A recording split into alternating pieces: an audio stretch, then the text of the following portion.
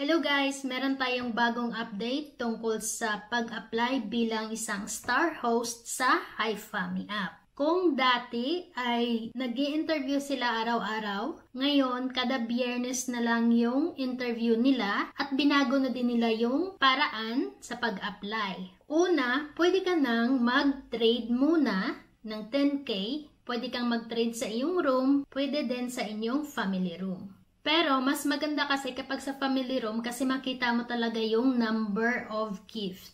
Kumbaga halimbawa nag-trade ka ng 100, makita mo yung 100 din nakalagay doon. Mas mabilis makuha yung proof na naka 10K ka na. Pangalawa, pwede mo nang i-click yung Become a Star doon sa MC plan. Dati, hindi pwede. Dapat tumaan ka muna sa interview room.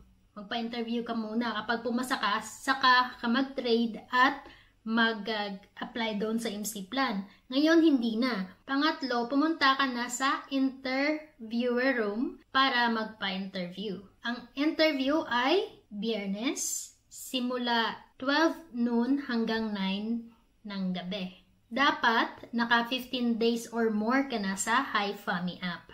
Kapag nandun ka na sa interviewer room, siguraduhin mong ready na yung proof mo na naka-receive ka na ng 10K gift. Tapos, just in case, i-ready mo na din yung form. Wala namang pagbabago sa form, ganun pa din.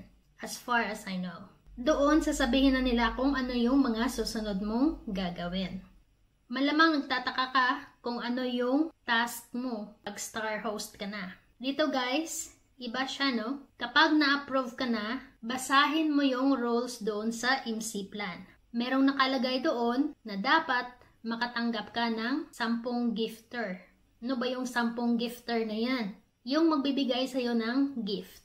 Mabilis lang to kapag may coins ka. Pwede kang makipag-trade sa 10 tao. Kahit tag-lucky gift lang, tag-10, pwede na yon. Basta 10 gifter. Tapos, kailangan yung room mo mayroong 7 followers. So, kausapin mo yung ka-members mo na i-follow yung room mo. Okay, walang problema niyan kasi madali lang yan.